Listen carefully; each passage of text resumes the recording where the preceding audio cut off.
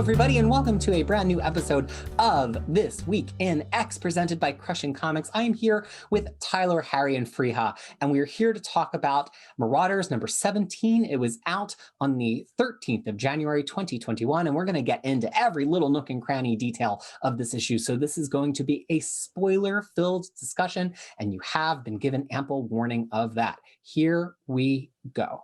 To help us step into this issue, which had a lot of different scenes and a lot of different little nods at continuity, let us just give our lightning round from the gut reactions, and we will just go around the clock here, starting with Tyler.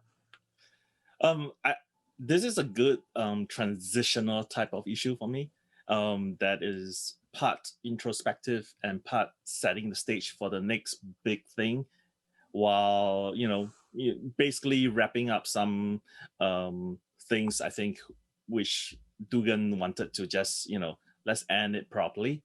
I also like the art. I mean, I think I mentioned it before that it took me a couple of issues to get used to Loli's art, but I look forward to it every month now.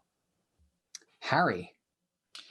Yeah, I agree with Howard that this felt kind of like a transitory issue. It kind of feels like the flip side of the last issue, which was kind of Focus doing cleanup from what's been happening so far. This felt a lot more scattered and just kind of tying off loose ends with Storm and Callisto and what have you, but also setting up what's clearly going to be a big event with the Hellfire Gala. So I enjoyed it. I don't think it was the best issue by a long shot, but it was good enough, and I thought the art was okay. And I'm gonna have to find a way to get way more interesting thoughts about this issue as we go on. So. Now, Fariha, historically our biggest Marauders fan, did this issue please you as much as it usually does? So the thing is, we're going to talk about the other issue of the week. And then this was really, to me, it was just as good. And it's kind of more feel like a filler issue. And I'm more used to reading books in trades or collected edition. So I kind of understand where, that it will read much better if I'm reading it all together again. So it was there was a lot of loose ends that was tied up. There was one scene, it doesn't matter where it is, but it always gets me misty-eyed, and I'm going to talk about it more. That scene was here, and then oh my god, the gala. I'm looking forward to it. I cannot wait to see what everyone will wear, especially Emma. So I've been looking forward to it since the gala was first announced. So the fact that it's kind of one step closer to it. I'm so excited. The invitations are out now, guys. I haven't gotten mine yet, but I'm waiting for it. Well, this is what makes me happy about talking about it together, because I got a very different thing from this issue in some ways than you all did. I was just really kind of bored. I found it somewhat dull. It made me really realize there's not a whole lot going on for me in this book other than the Kate stuff, which really feels like it came to a head last issue. So this gala stuff, I'm kind of like, who cares? We just had a dinner party in X of Swords. The Shaw stuff, I'm like, he kind of just got what he had coming to him. There's no Iceman or Pyro. Storm's leaving the title. I do love Callisto, and we're going to dig into that. But I kind of was just left wondering if this title's maybe almost over. So I didn't hate it, but it didn't really thrill me. And also I'm starting to have some real problem with Lolly's art and some of the colors in this, which we'll get into if we discuss the art. So this is why it's panel discussion. If it was just me by myself on this channel, you'll hear me talking about that this issue is boring, but we have a lot of perspectives. And the thing I want to drill into the first, and I'll kick it off asking Fariha to talk about this. I don't know where her getting misty moment is, so I have no idea when we're going to encounter it. It would be like the daily double. Is what I'm calling Callisto's Crucible. So here's a character who's been through a lot, some of which Fariha has never read in Uncanny X-Men before, but clearly she has a relationship with Storm. And here we find that she's decided it's time to go and take her mutant powers back. But to do it, she's got to die first. And I would say that's really the A-plot in this issue, as evidenced by the cover. Fariha, what did you think about Callisto's Crucible here? So this is my misty-eyed. Okay, I got it on the first try. I always get misty-eyed whenever there's a crucible. I think this is twice it happened. Other times they just kind of talk about it. Because I just find it to be so interesting that it's just you're fighting to get back your identity. It's not an easy way out, but people keep on taking this challenge again and again. And it's just kind of very like, I don't know, it's like, as someone who I have read like a lot of fantasy novel, and it just kind of add that aspect of it, that life is tough. Like, it's just not like, oh, we're bad, tough luck that you can't have your power back, or if you want to get your power, we are just gonna kill you. But you have to earn it. There's something so about it. And then the fact that how Storm could because I don't know if she have done it before, I don't know, but the fact that she can stop someone's heart with her lightning power, finally, because I've been always, I'm like, girl, do that, please, light, come on. And then finally we get to see that. And it was like, I know a little bit about, like, she has a lot of history with Morlocks. Morlocks, like, and Callisto is one of them. Like, so I know that there is like some history with them. So that didn't quite, but the whole thing of, like, another one of this crucible moment, I was like, now Storm has become the one that takes them out and then brings them back. I feel like Storm's role transition was also very cool. Well, she's not like always the one. Well, I mean, Maybe. Okay, it takes some convincing here to even get her onto the field of battle. But maybe she will become. No. Okay, I mean, maybe she will. But what struck me here as really important is that she drew the death card in X of Sword. Right. So here she is death in some way. Mm-hmm. And that's what I was referring to. Like, that this kind of comes in full circle for her, because she was she's planning on leaving the team. I don't know, but I feel like because she's taking on this new role now that Apocalypse is gone. That's how I read it. And it started with her friend Callisto, her helping her with that. So I thought that was very cool. Before I launch into it, Harry, do you have anything to say about this part? Because I'm going quite deep later on. Okay. Well, then I'm going to speak to the art. I really enjoyed the fight scene, in particular the moment Fariha was talking about with the heart-stopping punch. There's kind of like it's intense, but there's kind of like a delicateness to that one page where her breath just leaves her body, and it just seems very intimate, and it feels special, which is my favorite part of the issue, and just I think the strongest that the art is. So I don't know who the people in the crowds were. I assume those were Morlocks, and I hope you can fill in on that. I mean, for me, okay, let me answer Fariha's question first. So the first question that she has is that, not question, she said that maybe Storm is taking over Apocalypse's role. I think Silver Samurai here said something else, because he's like, well, now the person who wants to participate in the Crucible has to bring their, I think what he said was Kaisha Kunin, which, well, thanks to Wiki, I found out that he's supposed to be an appointed person that is going to behead someone that has participated in a ritual suicide. So basically, whoever needs to, who wants to participate in Crucible has to first either bring someone, or Silver Samurai could be the one that is, the one that is participating in it, or as we see here, the volunteers, because the Fenris twins is like, we'll do it, and Fenris, if you don't know, is they are the children of Baron Strucker, which is why Mask called them Nazis, because they are. Oh, yep. Yeah, they are. Even in the Claremont age, it was not papered over at all that they're white supremacist Nazis. Yes, they are. Yeah. So that's why I was about to say that. Why are they here? Everybody's invited to the party until they kill a human. Yeah.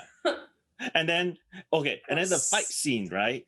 The fight scene is not while it does not follow scene, everything that was the fight scene, the very first fight scene between Callisto and Storm, there were a little bit of similarities, especially the killing blow. In the very first fight scene, Storm did not kill Callisto using her powers, but she did stab her in the heart with a knife. So and I mean this one looks a little bit more. I feel like Dugan is playing a little bit more to the shipping between these two characters here a little bit.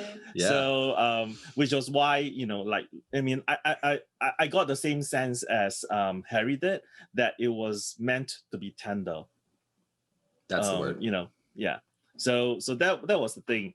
And then other than this, there was one thing that I thought was pretty cool, was that Callisto actually mentioned the other island of Krakoa for the very first time any character did on panel, because we have only seen it on the map in House of X6, but no one else have ever mentioned it except for, I think, Callisto. I mean, I could be wrong, but I think Callisto was the first person who mentioned it.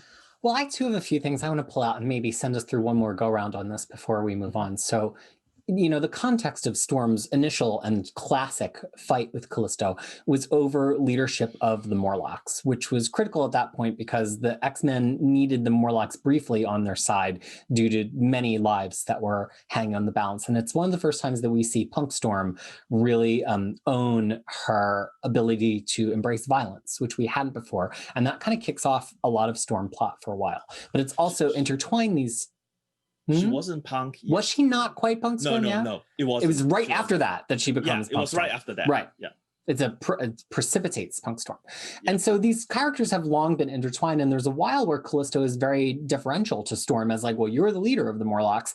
And then, you know, they come into conflict again and again. But one of the interesting things about Callisto is that she's drawn very, very pretty here, and she has been pretty before, but when Claremont invented her, she was quite unsightly, quite haggard. And it's absolutely part of Callisto's story that that's actually her appearance. And at one point, Mask makes her pretty again, and she's actually not happy with that. And as it was highlighted by Claremont Run last year on Twitter, it's an excellent Twitter account at Claremont Run. They do a lot of data and textual analysis of Claremont.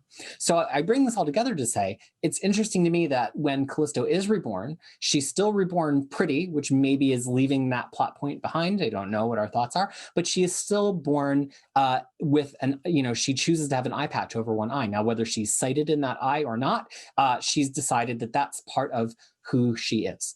And that's been really an ongoing question about several of our mutants who have some kind of disability, whether that disability is something that they would take through them through a rebirth, whether, you know, in fully or even symbolically. And this is, to me, I think, the first time we've really seen a resurrection on the page fully address that. So it's really interesting to me. And I just wanted to go one more go around to see if anybody else has some any further thoughts on, you know, Callisto choosing Storm here, and also the way that Callisto chooses to return. Well, Callisto came in contact with Emma. Emma's not going to have some haggard-looking person on her staff. That's weird. So obviously she, you know, Well but then argued. also the thing is, like, we also seen, like, you know, a nanny came back as an egg. I'm still sad about it.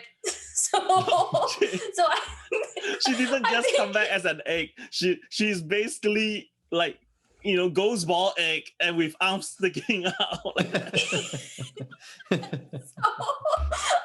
you know, that's what I'm saying. So it's like, it's not the first time, but I think, like, I don't know. I mean, maybe there's a pirate thing action going on, because it's like, you know, she is part of the crew, and then, you know, it's like the pirates, they were all sighted, but they would keep an eye patch on just to maintain Really? their They were sight over they there. would they were sighted, pirates were sighted and just wore an eye patch for what? Better looking through the Right. So the thing is, so the history of pirates are, and this is, I mean, I've read it in many, many places, so I don't know what, maybe that's true. They were noted all sighted. pirate expert Fariha. Yes. God. So Let's get into Fariha's this. Piracy Corner. It's Fariha's piracy corner. So the thing is, pirates were all sighted, but they would keep one eye closed. So at nighttime, if they were attacked by other pirate ship, or even, like, you know, like police catching them, they can swap it and they can actually see better at nighttime, and they can direct their people. So that's where it comes from. So This is the best. okay, this is blowing your mind. I can't believe it. So yeah, I can't believe I went my whole life not knowing this. I want to go downstairs and rewatch every pirate movie in my collection. Well, so the thing is, that's where actually that eye patch thing comes from, because it's going to be very weird why all the pirates have one eye gouged out, because you are losing so much by doing that. So it's because of this. So that's where it comes from. So I mean, that's one of the reasons, like, I thought that she was just saving that. Is like, she would be like one-upping Kate, because now that Kate keeps an eye patch in her coat. So she's like, I'm there already, girl. So that's what I thought. Wow. Harry and Tyler, any further thoughts from the two of you? No, mind blown. Basically. I don't know how to follow up to that, but I mean, I'm kind of conflicted, where part of me almost wants this segment to be the entire issue, because I think this is easily the strongest. But that said, I feel like we need to start giving more space to the other characters in this book. So I'm torn, but I do feel like this is easily the highlight. And I think there is as Tyler said, a tenderness and a kind of like a very quiet joy to it, weirdly, near the end there, that was easily the most effective part of the issue. Mm-hmm. All right, I'm going to move us on to the second big plot here, which is what I'm calling restructure in the Hellfire Trading Company. So as a result of the comeuppance that Shaw experienced last issue, Emma is shaking some things up, because even though they're all queens and kings, Emma was the one who founded this venture, let's not forget. And so she shakes things up in a couple of ways. First, we get a flashback of her briefly going after Shinobi, thinking that maybe he had something to do with it, while he's apparently on a date with her brother, as far as we can see, but he is absolved, and or at least cleared, not absolved because he never did anything. And then we later see that she's shaking things up and basically trading some of the responsibilities between the white side and the black side, but leaving Kate on her own on the red side to do whatever she pleases, which yields some interesting things, both this gala and the final plot, which we'll get into, which is kind of Kate's ground game in Madripoor. So without digging too deeply into Kate's ground game, what do we think about Emma's shakeup of the Hellfire Trading Company here, Harry? I think, well, it's kind of off the side, but I like that she's keeping Shaw kind of in the loop and like kind of being still kind of personable with him, being like, hey, I know that you've kind of done some shady stuff in the past, but look at this approach can work, and he's kind of like going along with it and kind of into it. I am into this whatever's happening with this Hellfire Gala or what's coming up. I think it's good to kind of shake up this book a bit. And I feel like, quietly, this could be a super important thing for the line. So it's also important for you because you cover Gala as part of your job. Yes, in a faraway pre-COVID time, I was at galas and galas like every week. So I am a little like, professionally curious how it's going to look, what's it going to be like. Harry can give us the whole commentary on everything. Oh yeah, how much do you raise? How much is for entertainment? I mean, I think it's going to be drawn by Russell Datterman, so I'm all there for that. That's always a good one. It's going to be a hot looking book. So you're going to be back for that, definitely, because I'll be wearing we need Harry's Gala corner for that. Wearing a full suit and tux, just like giving my thoughts. Yeah. But yeah, I thought it was cool. Tyler, anything you would add to that exchange? Well, I didn't really think that Shinobi and Christian were on a date. What? I think group vote. Were they on a date? Raise of hands if they were on a date. I thought I didn't think they were. Deadlocked. But I think they were planning something. Why not both? It was a date before date, It was like checking each other out. It was not a date.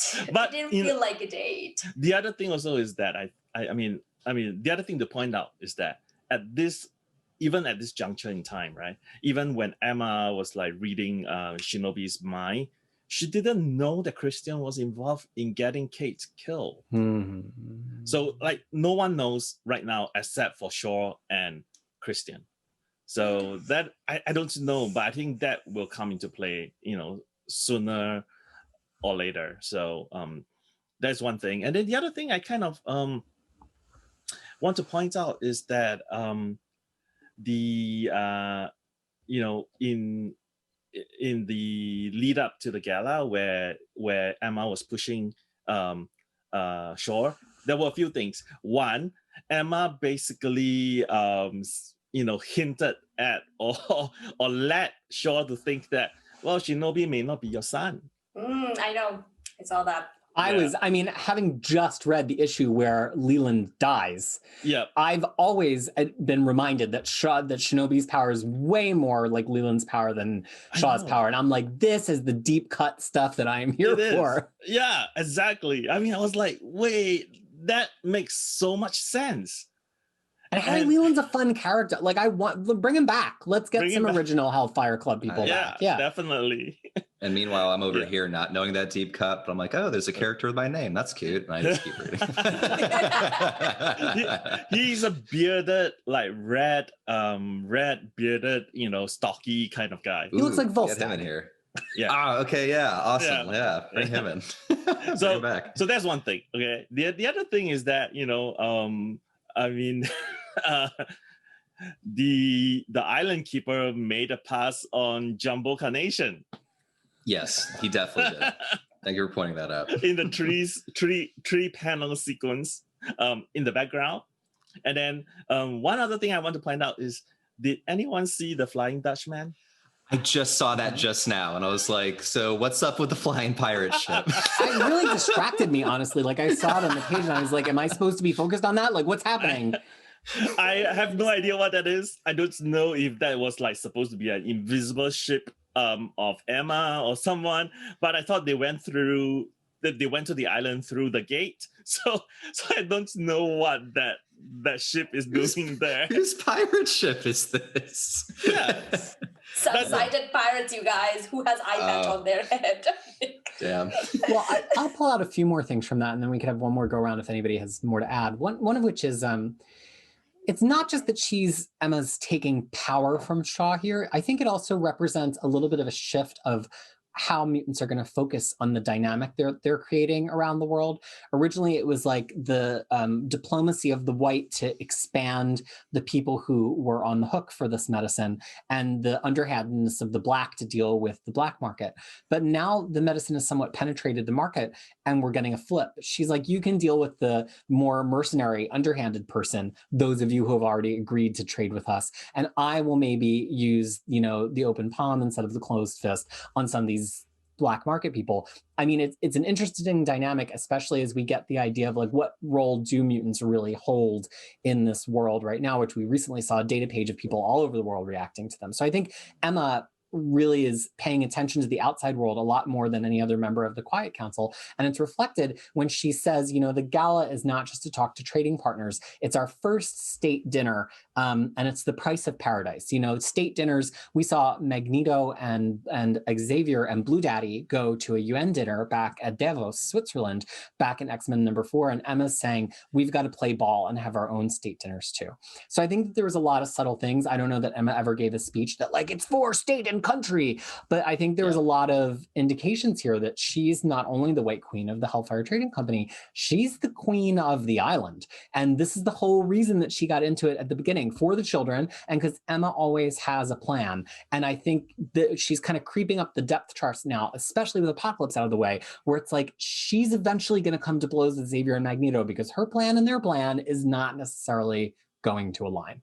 Any thoughts on all that, or other thoughts before we move on to the next plot?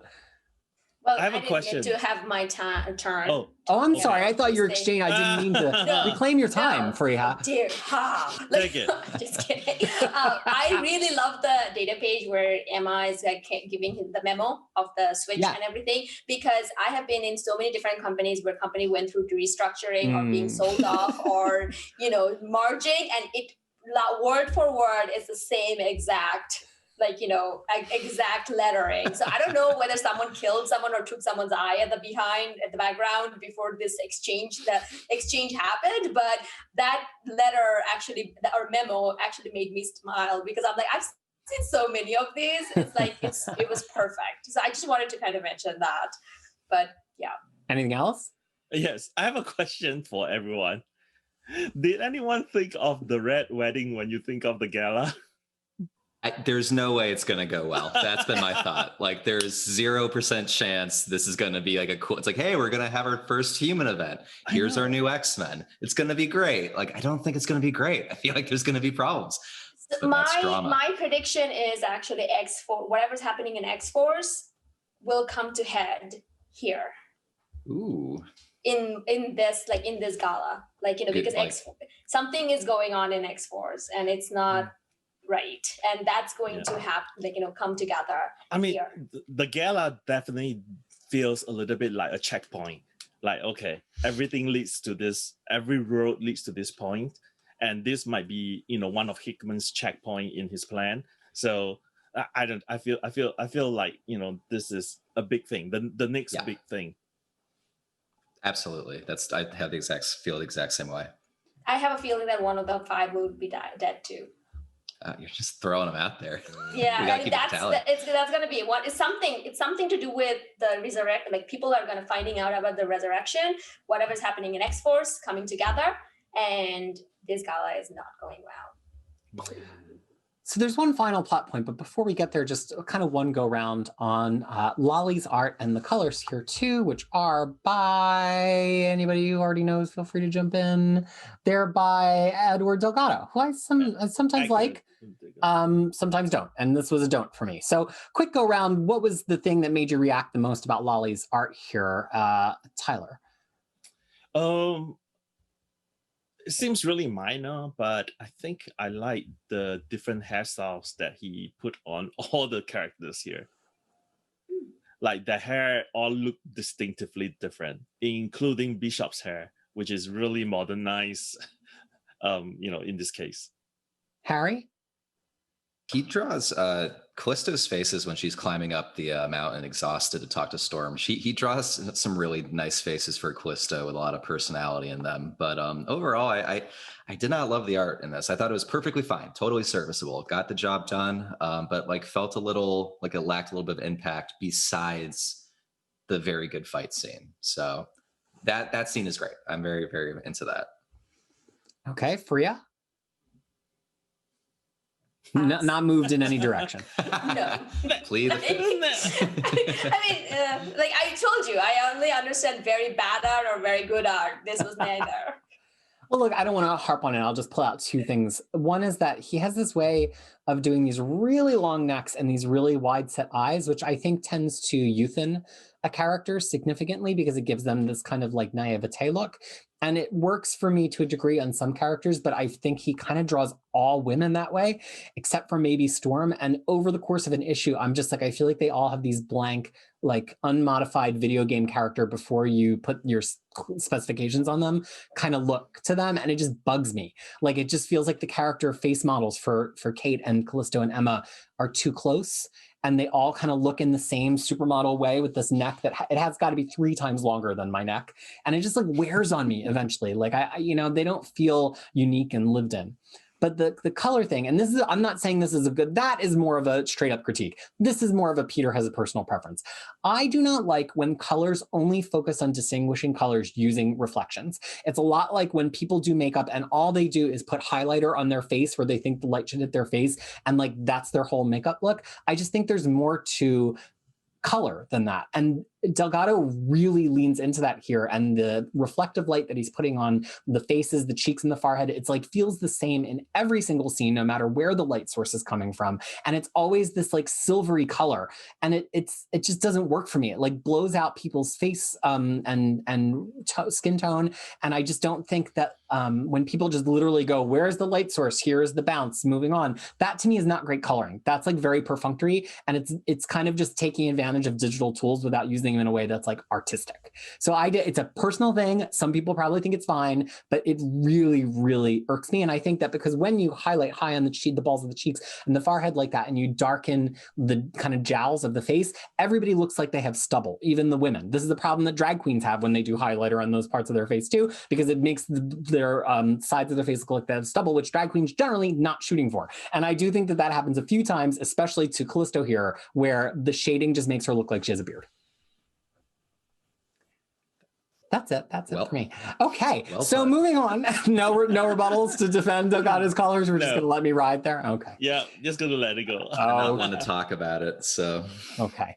Well, then here's the final plot. The kind of Madripoor, Verendi / Hellfire Club Hellfire Brat plot, right? So Kate goes back to the shores of Madripoor, right? That's where she is. Yeah. And she basically gives a reward to the people who saved her, but she realizes that the whole region has been destabilized. And so she starts using, quite boldly, as it turns out, Hellfire Club resources to buy up a little bit of a footprint to get in the way of this Verendi takeover. And Verendi, if I'm not too confused, is backed by the Hellfire Kids, right? Yeah. So so we're getting a little bit of a Kate versus Hellfire Kids thing, which is a little bit of a rematch from Wolverine and the X-Men, because she was around when they were invented there. But I'll hand it over to you all first. I have a brief reaction to this one. So we'll start with Fariha this go round. Fariha, you have read Aaron's Wolverine and the X-Men, yes? Does this excite you? Well, I hate those kids. I hated those kids then. I mean, that was, I think at that point, I was like 90% there, whether I want kids or not. After seeing those kids, I'm like, nah, I'm 150%. I want to wring every one of their neck. I want them to be dead. How old are they? How old were they then? How old are they now? I hate them. And I just take them down. Seriously. So I like them in Aaron's book because it was like a fun thing where like they are like the dark version of children, and he's trying so hard to be a teacher. It made sense in that book. I don't think they need to be back ever. They seem older. They seem like maybe 14 now. I think they're like 10 or 11. I don't know. These guys are just around. They're rich. She's fighting the rich. That seems to be what it is. That's not the worst thing you can do. Why not just make them adults then? Why do they have to be kids? Like, it just annoys me. It's like, 10-year-olds don't think like that. At least I didn't. I just want a better foe for the Marauders. Like, I just don't want the Marauders to fight a bunch of children. It brings me no joy. I mean, mutants. Why can't, human kids. Even worse. Humans. Tyler. I blame Aaron for it. I blame Aaron for a lot of things.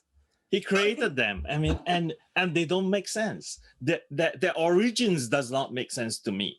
That's the first thing. So you don't have to bring them back. Aaron's not writing this. I know. That's my bigger thing. You can just leave them alone. But I think they wanted a Hellfire type of situation, Hellfire Club, the old Hellfire Club, and that's the only thing that they can rely on, which I don't buy. I mean, you do have peers there, which is really a good time to bring back the Reavers, and I think the Reavers are in Madripoor. So that's one thing which I think But yes, I concur with all three of you. I don't like these kids. They are not realistic to me. I don't care about their plans. Invite them to the gala, put them in the children's table, and and then we are done. They're not threatening. That's the thing. They don't really, which is fine in the Aaron book because it's kind of more like a comedy-ish thing. But in this, I'm not like, oh no, what are they going to do? Yeah. It's like, they're going to be fine. We're going to take care of the children. And then also, I feel like they're like manga kids, because in manga you get like this overpowered or adults like children doing adult thing, and they're here, and it just doesn't fit the narrative or fit anything. I say like bring Harry Leland back and have him a paternity test with fight with what's his name, Shaw. But Shaw is already defeated. He's like he cannot. No, we even can have another. now. He's not defeated. He'll back. So much of this book though is dealing with like trade deals and exchanges and like economy and commerce. So you want some characters based in that world. Like these, it does make sense why they're here, but it just doesn't have any impact for me. Yeah, I want to be brief here. I think it's a little bit of a misread of the audience, because who's excited for these characters, right? Which is not to say that you can only use characters when somebody's going to be excited for them. Otherwise, we just get the same characters recycled all the time. But when you're going to hang a whole plot on a certain villain group, and you should have something interesting to say with them, or you should be doing it because they deserve or they're demanded for more exposure. And I just don't know if I feel like there's anything to say with these kids, and I don't know if anybody's really clamoring for them other than the hardest core of Wolverine and the X-Men fans, who I don't even know if that exists. And even the ones who did love it that much, I don't know if they love these kids. But to extrapolate from there a little bit, I kind of feel the same about Madripoor. It used to be fun to go to Madripoor. It used to be the kind of one bad place where bad guys were in charge and the script was flipped and heroes had to run in alleyways, and you can kind of turn any hero into a street hero because that's what Madripoor is.